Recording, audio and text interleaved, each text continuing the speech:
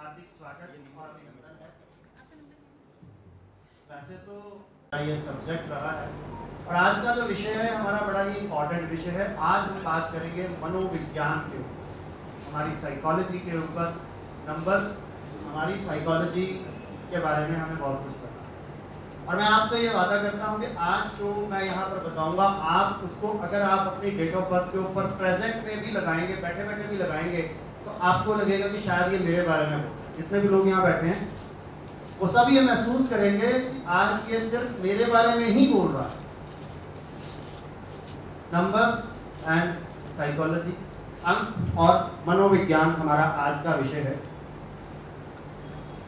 थोड़ा सा इंट्रोडक्शन इसलिए भी दे दूं क्योंकि दिल्ली एक ऐसा शहर है जिसने मुझे बहुत कुछ दिया है। मेरी पहली शुरुआत वर्कशॉप्स की दिल्ली से ही हुई थी एंड बहुत सारे लोगों का मैं थैंक यू भी करना चाहता हूँ यहाँ पर।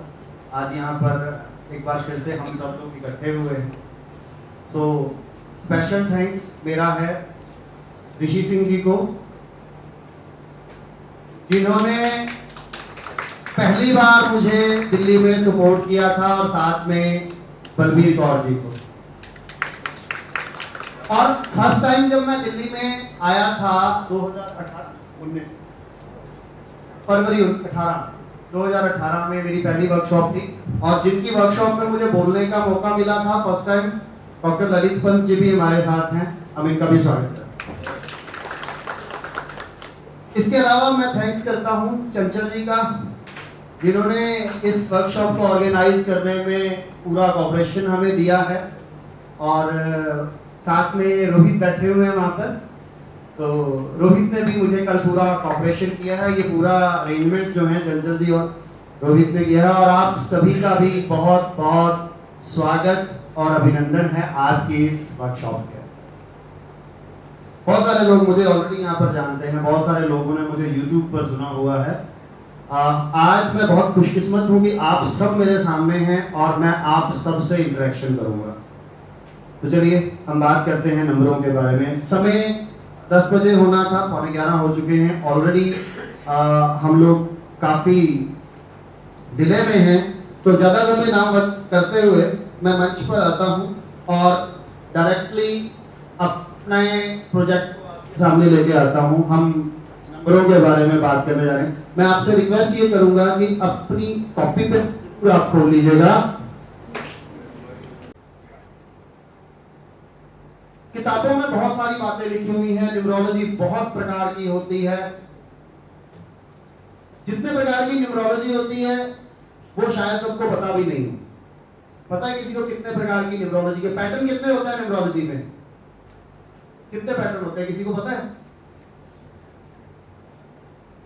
3-4 तरह की होती है। वैदिक न्यूमरोलॉजी, रोशोग्रेड, पाइथागोरियन, ठीक है, कबाला। 4 प्रकार की। और एक्चुअल में न्यूमरोलॉजी के कितने पैटर्न मार्केट में है? 3। और किसी को पता है? आपको पता है न्यूमरोलॉजी में 16 patterns. You have 16 patterns in numerology. और मेरी जो रिसर्च है वो 16 के 16 पैटर्न्स को निकाल कर एक वो टेबल बनाते हैं। तो मेरी रिसर्च उसका एक मिक्स बैच है। मैं ना पाइथागोरियन की बात करता हूं, मैं ना सेफरियन की बात करता हूं, ना कबाला की बात करता हूं, ना चैल्डियन की बात करता हूं, ना नीरो की बात करता हूं, ना हिब्रू की बात करता हूं, किसी की बात नहीं करता। मैं बात करता हूं लॉजिक की। अगर एक नंबर का लॉजिक आपके सामने है तो आप एक न्यूमरोलॉजिस्ट हैं, और अगर आप एक थंब रूल पर चल रहे हैं तो आप एक रटा रटाया थीम लेके चल। और असली न्यूमरोलॉजिस्ट वही होता है जो चलते फिरते नंबरों को देखकर आपके बारे में बताता है। That is the real numerologist, जिसको नंबरों के लॉजिक का पता है। अब लॉजिक की मैं अगर बात करूं तो पैटर्न चाहे आप कोई ले लीजिए, पाइथागोरियन ले लीजिए, सेफरियन ले लीजिए, कबाला ले लीजिए, सब सेम है। मेरा निचोड़ है, मेरा निष्कर्ष है, सब सेम है। कान को चाहे ऐसे पकड़ लो, चाहे दूसरे हाथ से पकड़ लो, नहीं होता। मेरे साथ मेरी जिंदगी के अंदर क्या घटित होने वाला है वो ऐसा नहीं होता कि मेरे साथ मेरी लाइफ में एक चीज घटित होने वाली है और पाइथागोरन उसको कह रही होगी यस ये होगी और सैफरियन कहेगी उसको नहीं होगी। मेरे साथ जो घटित होना है ना, जितना मर्जी पैटर्न उठा लेना, सारे एक ही बात बोलेंगे। इसका मतलब सभी पैटर्न सेम है, सिर्फ तरीके अलग अलग हैं। तो क्यों ना हम लॉजिक पे आ जाए, कारण ढूंढें, रिसर्च करें इस चीज को लेकर, टेक्निकल पॉइंट्स को देखें कि ये जो नंबर्स बोलते हैं ये क्या बोलते हैं। मैंने फिर बोला मैं किसी पैटर्न को फॉलो नहीं कर रहा, मैं किसी पैटर्न को फॉलो नहीं कर रहा। विकास अगर है तो आ जाए जरा, एक बार माइक में प्रॉब्लम है। तो आपकी साइकोलॉजी से जोड़ूंगा, आपके मनोविज्ञान से जोड़ूंगा, नंबरों के साथ जोड़ूंगा। और मेरा मानना यह है कि जिस आदमी को नंबरों की साइकोलॉजी समझ आ जाती है ना, वो किसी भी इंसान के बारे में कुछ भी बता सकता है उसके नंबरों से, चलते फिरते। जैसे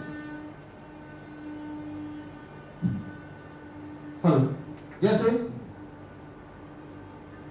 एग्जांपल के तौर पर बताता हूं मैं आपको, मैं समझाऊं। मैं किसी के घर में गया, मेरा एक स्टूडेंट है अमृतसर में, मैं उसका एग्जांपल ले रहा हूं। मेरा एक स्टूडेंट है, आप लोगों में से बहुत सारे लोग उसको जानते होंगे, उसका नाम है सौरभ कपूर। बहुत सारे लोगों ने सुना भी होगा, शायद मेरे चैनल पे आता है तो वहां पर भी आपने उसको सुना होगा। मैं उसके ऑफिस में गया तो उसके ऑफिस का जो नंबर था वो था 47। मैं एक एग्जांपल दे रहा हूं।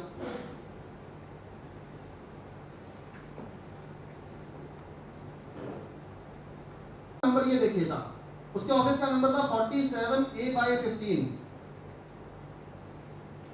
अब चूंकि वो इस ऑफिस में बैठता था और नीचे उसके मकान मालिक रहते थे, कोई प्रेडिक्ट कर सकता है उसके मकान मालिक किस कंडीशन में रहते होंगे इस नंबर को देख के, इस हाउस का नंबर। मैंने उसके ऑफिस से नीचे निकलते हुए कहा, मैं कहा यार ये हस्बैंड वाइफ इकट्ठे नहीं रहते। ही सर की है ऐसे कैसे? मैंने कहा देखो ना 47 आ रहा है। कहता क्या मतलब? मैं कहा आपने कभी राहु और केतु को इकट्ठे देखा? नहीं रखा ना, 180 डिग्री के एंगल पे रहते हैं। तो कहता हाँ, पहले इसके हस्बैंड जो है ना फॉरेन में रहते थे, बाद में उनकी डेथ होगी, तो कभी इकट्ठे रहेगी। मैं इसके मकान का नंबर ही 47, that is numerology. Logic is working everywhere, हर जगह लॉजिक काम करता है। और अगर आप नंबरों के लॉजिक को समझ पाते हैं तब जाकर आप न्यूमरोलॉजी समझ पाते हैं। अदरवाइज आप जितने मर्जी पैटर्न फॉलो करते रहिए, आप एक अच्छे न्यूमरोलॉजिस्ट कभी नहीं बन सकते जब तक आपके पास उसका लॉजिक नहीं है, जब तक आपके पास उसका कारण नहीं। और बिना कारण न्यूमरोलॉजी करने का कोई फायदा नहीं। तो हम आज लॉजिकल न्यूमरोलॉजी करेंगे, एक नए पैटर्न के साथ, एक नई फिलॉसफी के साथ, एक नई थ्योरी के साथ। और मैं आप सबसे ये रिक्वेस्ट भी करूंगा कि जो जो पॉइंट्स आपको पसंद आए उसे आप नोट करते रहिए। और क्योंकि मैं 4 नंबर हूँ, राहु हूँ, तो बहुत फास्ट बोलता हूँ। तो अगर आपको ये लगे कि मैं बहुत तेज बोल रहा हूँ और आपसे नहीं लिखा जा रहा, तो आप मेरे को टोक सकते हैं बीच में। ठीक है, बहुत क्लियर है? सो हम बात करते हैं नंबरों की।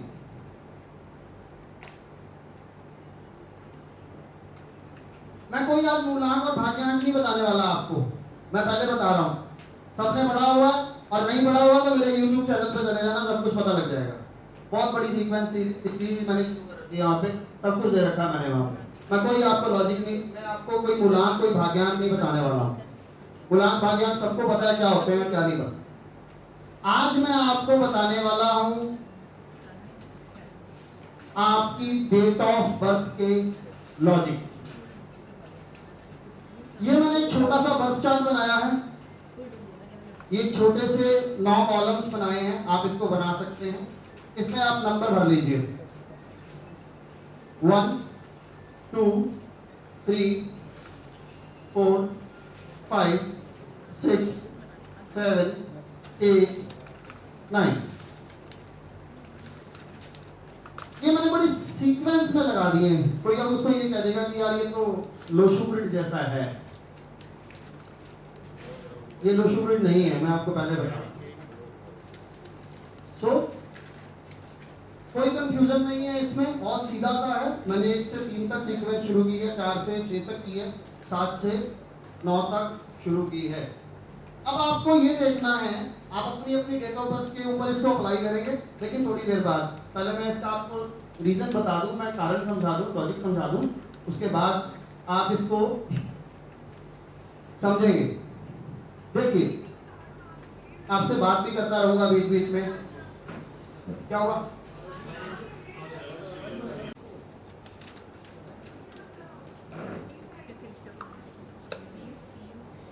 इन नंबरों को आप नोट करिए और देखिएगा कि ये नंबर आपके बारे में क्या कहते हैं, कैसे कहते हैं। पहला पॉइंट तो हमारे पास ये आता है कि न्यूमरोलॉजी हमारे ऊपर लागू कब होती है। न्यूमरोलॉजी हम पर लागू कब होती है? कब होती है लागू? जब आप पैदा होते हैं तभी लागू हो जाती है। क्यों? क्योंकि आपको डेट ऑफ बर्थ तो उसी टाइम मिल जाती है ना? तो आपके पैदा होते ही आप पर न्यूमरोलॉजी लागू हो जाती है। और अगर मैं अपनी बात करूं तो हम इस जिंदगी के अंदर 3 चरणों से गुजरते हैं। हम अपनी इस जिंदगी के अंदर 3 चरणों से गुजरते हैं। पहला चरण जब हम छोटे से बच्चे होते हैं, जब हम पैदा होते हैं, बहुत छोटे से बच्चे होते हैं। फिर दूसरे चरण में हम बड़े होते हैं और तीसरे चरण में हम बूढ़े हो जाते हैं। ये 3 स्टेप होते हैं हमारी जिंदगी के, इसी रूटीन में हमारी जिंदगी चलती है। हम बच्चे थे, हम बड़े हुए, हम बूढ़े हो गए, 3 स्टेप्स। उसके अलावा कुछ नहीं है बीच में, ठीक है? और वही 3 चीजें मैं आज आपको आपकी जिंदगी के ऊपर अप्लाई करके दिखाऊं। आपके बचपन से शुरू करूंगा और आप तक आपको लेकर जाने वाला हूं, ठीक है? तो उसी सिलसिले में सबसे पहले मैं इस बर्थ चार्ट को 3 कैटेगरीज में बांट रहा हूं। जैसे मैंने आपके शरीर को बच्चा, जवान और बूढ़ा 3 कैटेगरी में बांटा है, वैसे ही मैं आपको भी 3 कैटेगरी में बांट रहा हूं। आपका शरीर, आपकी आत्मा और उसके बाद आपका दिमाग। तो मैं ये एक एरो मैंने लगाया है, ये है आपका शरीर। 147 is your body, 258 is your soul, and 369 is your mind, दिमाग। 147 is your body, 258 is your soul, and 369 is your mind। 3 चीजें मैंने बांट दी। अब आपके शरीर को बांट देते हैं।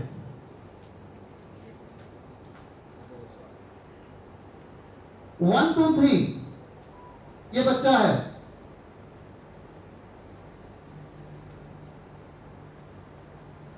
1 2 3 इज ए चाइल्ड, एक छोटा बच्चा है। 4 5 6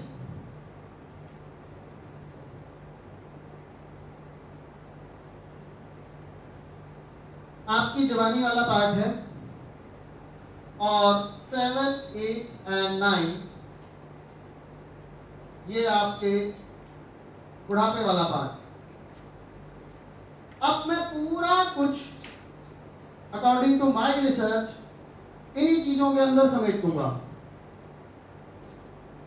मैं आपको आपके बचपने वाली फीलिंग भी लेके आऊंगा, मैं आपकी जवानी वाली फीलिंग भी इन्हीं नंबरों से लेके आऊंगा, और मैं बुढ़ापे वाली फीलिंग भी इन्हीं नंबरों से लेके आऊंगा।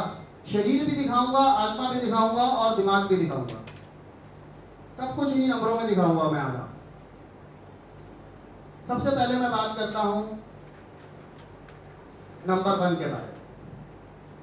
नंबर 1 की तरफ गौर कीजिएगा। नंबर 1 पे मैंने लिखा शरीर का पहला नंबर, ध्यान देने वाली है, शरीर का पहला नंबर और बच्चे होने का भी पहला नंबर। आप सब लोग न्यूमरोलॉजी जानते हैं, लगभग सबने पढ़ी होगी, ठीक है? किसका नंबर होता है 1? सूर्य का नंबर। सूर्य क्या देता है? सन क्या देता है? एनर्जी देता है, और क्या देता है? हाँ, अथॉरिटी देता है, स्टेटस है, मान सम्मान है, रिस्पेक्ट है, नेम एंड फेम है, जो भी कुछ आप सूर्य से कह सकते हैं वो सब देता है, मान लिया। लीडरशिप भी देता है, आत्मा का कारक है, ये भी मान लिया। अब एक बात और बताऊं, आपके पास न्यूमरोलॉजी कौन करवाने आता है? जिसके पास ये सब होगा वो तो नहीं आएगा आपके पास, जो कहीं ना कहीं से दुखी होएगा वही आएगा आपके पास। हमने नंबर 1 को एक चीज तो पॉइंट पकड़ ली कि वो स्टेटस देता है, मान सम्मान देता है, रिस्पेक्ट देता है, इज्जत देता है, सब कुछ देता है। और जब आप पैदा होते हैं ना, जब आप छोटे बच्चे बन के पैदा होते हैं तो ये सारी चीजें आपको विरासत में मिलती हैं। कैसे? आप इमेजिन करिए कि आपके घर में छोटा बच्चा हुआ है, क्या होगा? आपको बधाइयां देने वालों का तांता लगेगा घर में। क्या वो वन वाली पिक्चर नहीं आए? आपके घर में फंक्शन, उस बच्चे के आने की खुशी में फंक्शन ऑर्गेनाइज किया जाएगा, रिकॉग्नाइजेशन होगी उस बच्चे की, सेरेमनीज होंगी, गिफ्ट आएंगे। और जब भी एक बच्चा छोटा पैदा होता है तब उसको बहुत सारी चीजें ऐसी होती हैं जो वन ऑटोमेटिक दे देता है। जैसे रिश्ते, बच्चा कभी रिश्ते बनाता है, आके बने बनाए मिलते हैं, पेरेंट्स भी है, बुआ है, मामा है, चाचा है, ताया है, सब कुछ बना बना मिल रहा है उसको, उसे कुछ भी बनाने की जरूरत नहीं है, वो लेके आया सब कुछ, उसको विरासत मिली हुई है। और हम जिस चीज के लिए भाग रहे होते हैं ना, प्रॉपर्टी, पैसा, ये वो, सुनिए आगे आ जाओ।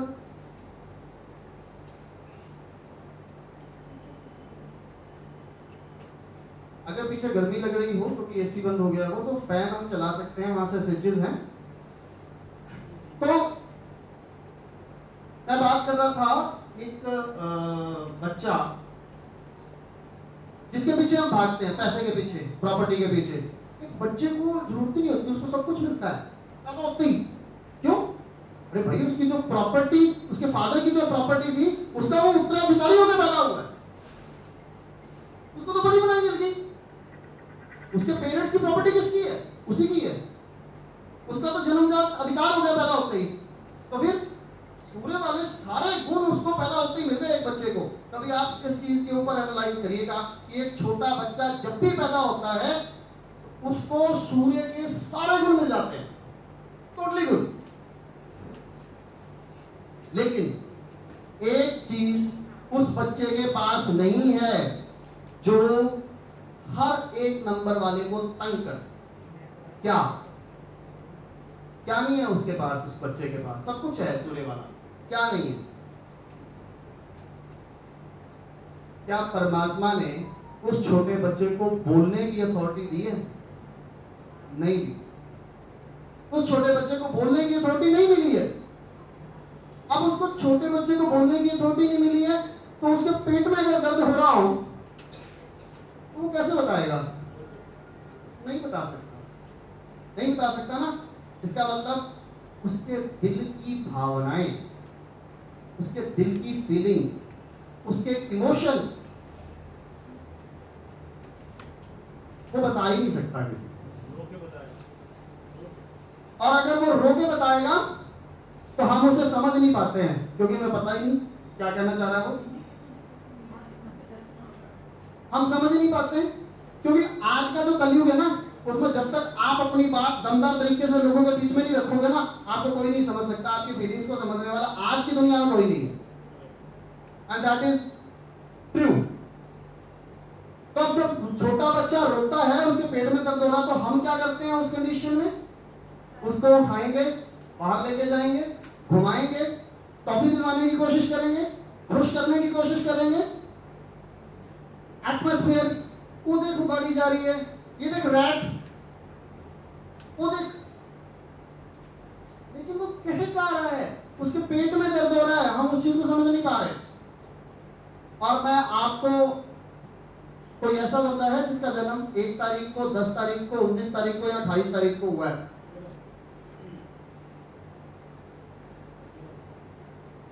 तो ऐसे जितने भी बंदे हैं ना, जो 1 तारीख को, 10 तारीख को, 19 तारीख को या 28 तारीख को पैदा हुए हैं, उनके साथ सबसे बड़ी समस्या यही है कि वो अपने दिल की भावनाओं को कभी भी दूसरों के सामने व्यक्त नहीं कर सकते। और एक बहुत बड़ा लॉजिक। और जब भी वो व्यक्त करने की कोशिश करते हैं, जब भी वो बताने की कोशिश करते हैं लोगों को, तो उनको समझा नहीं जाता, उनको दूसरी तरह से प्रलोभन दिए जाने की कोशिश करते हैं, उनको खुश करने की कोशिश की जाती है, लेकिन वो कहना क्या चाहते हैं वो शायद उस चीज को हम समझ नहीं पाते। ये बहुत बड़ा फैक्टर है। और मैंने अक्सर ये देखा है कि जितने भी हार्ट अटैक के पेशेंट होते हैं ना, वो सारे 1 नंबर वाले। ये सच्चाई है। उसका मैं रीजन बताऊंगा अभी आपको। अभी तो मैंने एक छोटा सा एग्जांपल दिया आपको, मैं रीजन बताऊंगा कि हार्ट अटैक 1 वालों को क्यों आते हैं ज्यादा। फैक्टर है मेरे पास, आंकड़े हैं इसके पूरे। ये छोटा बच्चा मैंने लिया, एक छोटे बच्चे का एक छोटा सा एग्जांपल दिया। तो 1 तारीख वाले जो लोग हैं, उनके साथ एक बहुत बड़ी समस्या है। उनकी फीलिंग्स को ना कोई समझने की कोशिश करता है और ना वो अपनी फीलिंग्स को दूसरों से शेयर कर सकते, और अगर करते हैं तो वो सही तरीके से उसको प्रेजेंट नहीं कर पाते हैं। ये एक बहुत बड़ा रीजन है। और अब कितने लोग ऐसे हैं जिनकी डेट ऑफ बर्थ के अंदर 1 नहीं है? क्यों नहीं है आपकी डेट ऑफ बर्थ के अंदर? 1900 कौन से साल में जन्म हुआ आपका?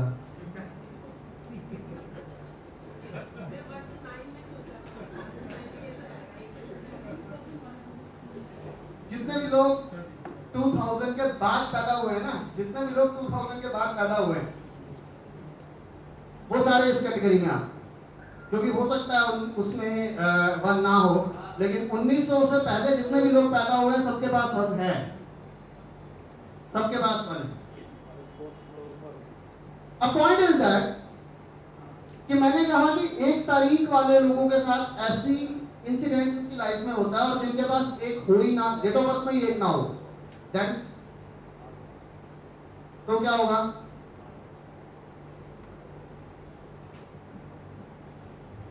तो क्या होगा? जिनके पास 1 नहीं होता है, उनके पास लीडरशिप क्वालिटी नहीं होगी, उनके पास वो सारी चीजें नहीं होंगी जो मैंने पॉजिटिव नेगेटिव दोनों एक की बताई हैं। मैंने दोनों एंगल लिए हैं उसके, कि सूर्य की क्वालिटीज ये, सन ये, और अगर नेगेटिव पॉइंट की बात करूं तो वो फीलिंग्स को शेयर नहीं कर सकते, तो दोनों ही नहीं होंगे, दोनों फैक्टर नहीं होंगे। पहली बात तो वो अपने दिल की भावना किसी से व्यक्त नहीं कर सकते, कहते हैं तो उनको समझा नहीं जाता, और दूसरी बात वो अपनी जिंदगी में कभी अपना स्टेटस मेंटेन नहीं कर पाएंगे। ये बहुत बड़ा फैक्टर है। और अब वो व्यक्ति जिनकी डेट ऑफ बर्थ के अंदर 1 जो है वो 1 बार आता है। ऐसे कितने लोग हैं जिनकी डेट ऑफ बर्थ के अंदर 1 1 बार आता है? ओनली। क्या डेट ऑफ बर्थ था आपकी? 20th September 1968। ओके, इनकी डेट ऑफ बर्थ में 1 बार आता है। और भी है कोई जिसकी डेट ऑफ बर्थ में 1 1 बार आता है? बहुत सारे लोग हैं जिनकी डेट ऑफ बर्थ के अंदर 1 1 बार आता है। अभी आप पॉइंट इधर नोट करिएगा। ये शरीर है, ये बच्चा है, ध्यान से पॉइंट सोचने वाला है। ये शरीर है, ये बच्चा है, और जिनकी डेट ऑफ बर्थ के अंदर 1 1 बार आता है ना, उसको आप एक छोटे बच्चे की तरह इमेजिन कर सकते हैं, बिल्कुल छोटा बच्चा। अब आप छोटे बच्चे के फीचर्स को लेंगे तो छोटा बच्चा कैसा होता है? बोल नहीं पाता, बोलता है, बताता है बड़े प्यार से, या उसको कोई समझता नहीं है। उसको समझते नहीं है लोग, बहुत समझते हैं, ज्यादा ही समझते हैं, उसको बहलाया जाता है। ऐसे लोग जिनकी डेट ऑफ बर्थ के अंदर 1 1 बार आता है, वो एक ऐसे छोटे बच्चे की तरह है जिन्हें कोई भी अपनी बातों में बहला फुसला सकता है। स्वागत है राजेश ओझा जी का तहे दिल से। आइए आइए आइए प्रभु।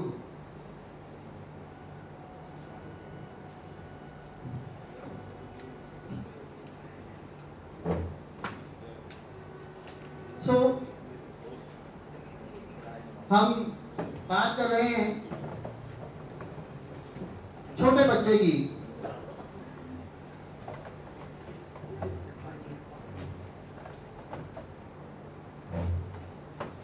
स्वागत करते हैं हम लोग राजेश ओझा जी का।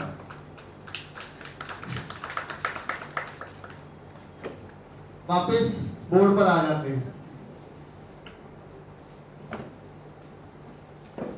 सो इन्हें बड़े आराम से बहलाया फुसलाया जा सकता। अब आप एक छोटे बच्चे को इमेजिन करिए, मैं मान लीजिए एक छोटा बच्चा हूं और मैंने कोई प्लान बनाया जिंदगी के अंदर कि मैंने ये करना, तो मैं क्या करूंगा?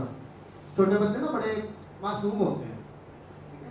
तो जिनकी डेट ऑफ बर्थ में एक बार आएगा ना, बड़े मासूम होते हैं बच्चे। और मान लीजिए मैंने ही कोई प्लान बनाया, मैं मासूम सा बच्चा हूँ छोटा सा, तो मैं क्या करूंगा? मैं 10 लोगों को बताऊंगा, अंकल मैं ना ये करने जा रहा हूं, ठीक है? होगा क्या? होगा वहां पर ये, अच्छा ये करने जा रहा है, कैसे करेगा? मैं ना इसको ऐसे करूंगा, अच्छा ऐसे करेगा, और पता है क्या दिमाग में चल रहा है, कैसे करना है? मैं ना अंकल इसको ऐसे करूंगा। तो भैया आपने तो अभी तक काम किया नहीं, लेकिन आपने सब कुछ अपने सामने वाले को बता दिया है। अब होगा क्या? आप तो करें या ना करें, अगला उसको जरूर कर जाएगा, क्योंकि आपके आइडियाज अच्छे प्योरिटी वाले आइडियाज हैं। और हर वो आदमी जिसकी डेट ऑफ बर्थ में वन एक बार आता है ना, वो इतना प्यारा होता है, इतना स्वीट होता है कि वो अपने शराफत के चक्कर में अपनी सारी बातें, अपने दिल की भावनाएं दूसरों के आगे व्यक्त करते हैं, इवन अपनी प्लानिंग भी। और यहीं पर वो मार खा जाता है, क्योंकि आज की दुनिया बड़ी चालाक है। फर्स्ट है, आज की दुनिया बड़ी चालाक है। आज हर वो आदमी जो दूसरों से अपने दिल की बात शेयर करता है ना, वो जिंदगी में कभी आगे नहीं बढ़ सकता। ये सच्चाई है। और ये वो व्यक्ति है जिसकी डेट ऑफ बर्थ में वन एक बार आ रहा है और वो सब कुछ दूसरों के आगे बता रहा है। वो बेचारा छोटा बच्चा है, क्योंकि उसको तो काम करने के लिए अथॉरिटी चाहिए। जब तक बड़े सपोर्ट नहीं करेंगे, बड़े पैसा नहीं लगाएंगे, बड़े उसको पुशअप नहीं करेंगे, वो बेचारा कर नहीं पाएगा। लेकिन वो मासूमियत में इतनी चीजें लोगों को बताया जाता है कि लोग उसका फायदा उठाते चले जाते हैं। वो देखते रहता है कि मेरे साथ बनी गया एक छोटे बच्चे की। और दूसरी बात, हर वो आदमी जिसकी डेट ऑफ बर्थ में एक बार आता है ना, उसे समझने की भी वो नहीं आती, समझ भी नहीं होती कौन अच्छा है कौन बुरा। आपने बहुत सारे लोग ऐसे देखे होंगे जिनको आप जरा थोड़ा प्यार से बोल दो, उनको लगेगा ये तो मेरा अपना है, बड़े बड़े प्यार से बोलता है। और जरा सा गुस्सा हो गया बोल दो, उसने मेरे को गुस्से से बोला, मैं तो बात भी नहीं करूंगा उससे। क्यों? अब चाहे अगला बंदा प्यार प्यार में मीठा बोल बोल के आपकी सारी दुनिया लूट के ले जाए, लेकिन चूंकि वो आपसे मीठा बोलता है, इस वजह से वो अच्छा है। और वो कड़वा आदमी जो आपसे कड़वा बोलता है, चाहे वो आपके भले की बात कर रहा हो, पर चूंकि वो कड़वा बोलता है इसलिए वो आपके लिए बुरा है। ये फिलॉसफी होती है हर उस इंसान की जिसकी डेट ऑफ बर्थ में एक बार। और अब अप्लाई करके देख लीजिएगा, यही होगा। जितने भी यहाँ एक वाले बैठे हैं ना, वो इसको अप्लाई करके देखिएगा कि जिस आदमी ने मीठा बोल दिया प्यार से, क्या वो आपको अच्छा लगता है? और जिसने कड़वा बोल दिया, क्या वो आपको कड़वा लगता है? आप उसको दुश्मन समझने लग जाते हैं। इसीलिए अच्छे बुरे की पहचान कभी उस इंसान को नहीं होती है जिसकी डेट ऑफ बर्थ में एक बार, क्योंकि वो छोटा बच्चा है, उसे नहीं पता। उसे तो अगर आपने डांट दिया तो बस आप बुरे हो गए, और प्यार से बोल दिया तो आप अच्छे हो गए। अब चाहे वो आपकी सारी दुनिया लूट के ले जाए, कोई फर्क नहीं पड़ता। ये भी एक फिलॉसफी है, ये भी एक फिलॉसफी है। साइकोलॉजी फैक्टर्स ये कहते हैं कि जब हम एक छोटे बच्चे की मेंटालिटी के हिसाब से चलते हैं अपनी जिंदगी के अंदर, तो उस छोटे बच्चे के सारे फीचर्स हमारे अंदर पाए जाएंगे। और वो छोटा बच्चा कौन है? जिसकी जन्म तारीख के अंदर एक जो है वो एक बार आ रहा है। कितने लोग एग्री करते हैं इस चीज? अब करते हैं? किसकी डेट ऑफ बर्थ में था एक बार? आप एग्री करते हैं? एग्जैक्टली एग्री करते हैं। आगे बढ़िए, कितने लोग ऐसे हैं जिनकी बर्थ डेट के अंदर 1 2 टाइम्स है? Very good. जिनकी बर्थ डेट के अंदर 1 2 टाइम्स है। अब 2 टाइम्स 1 वाले कैसे होते हैं? 2 टाइम्स 1 वाले ऐसे लोग जिन्हें हम समझदार लोगों की कैटेगरी में रखते हैं।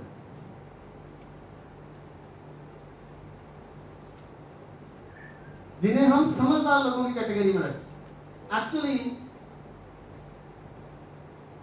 उनके अंदर मैनिपुलेटिव पावर्स जो होती है ना, वो बहुत ज्यादा होती है। दूसरों को मैनिपुलेट कैसे करना, उनकी इंट्यूटिव पावर्स अच्छी होती हैं। उन्हें ये पता है कौन सही है कौन गलत है। यानी कि वो इंसान जिनकी डेट ऑफ बर्थ के अंदर 1 जो है वो 2 टाइम्स आ रहा है, उन्हें ये पता है कि आपके पास अगर कोई शिकायत आई है, आपके पास अगर कोई शिकायत आई है तो गलत कौन है और सही कौन है, क्योंकि आप उसको परखना समझना बहुत अच्छे तरीके से जानते हैं। बड़े पॉलिटिकल किस्म के लोग होते हैं 1 जिनकी डेट ऑफ बर्थ में 2 टाइम्स हो, क्योंकि अच्छे बुरे की पहचान होना एक अच्छी बात है, लेकिन उसका फायदा उठाना अच्छी बात नहीं। मैंने देखा है कि जिनकी डेट ऑफ बर्थ में 1 2 टाइम्स होता है ना, वो इस चीज का पूरा बेनिफिट उठाते। तो ये मैच्योर लोग हैं, ये समझदार लोग हैं, जिनको पता है कि आपकी जन्म तारीख में 1-2 बार होने की वजह से आपके अंदर वो पावर्स हैं कि आप अच्छे बुरे की पहचान बहुत अच्छे तरीके से कर सकते हैं। एंड सेकंड वन इज, ऐसे लोगों के पास बहुत सारे लोग अपने मसले सुलझाने के लिए भी आते हैं, बिकॉज ये लोग पंचायती लोग। बड़ा हंसे सारे, कौन कौन है? ये लोग पंचायती लोग होते हैं, इनके पास लोग अपने मसले सुलझाने के लिए भी आते हैं, बिकॉज इनके पास पावर है अच्छे और बुरे की पहचान करने के लिए। और रियलिटी में ये अच्छे और बुरे का दूध और पानी का पानी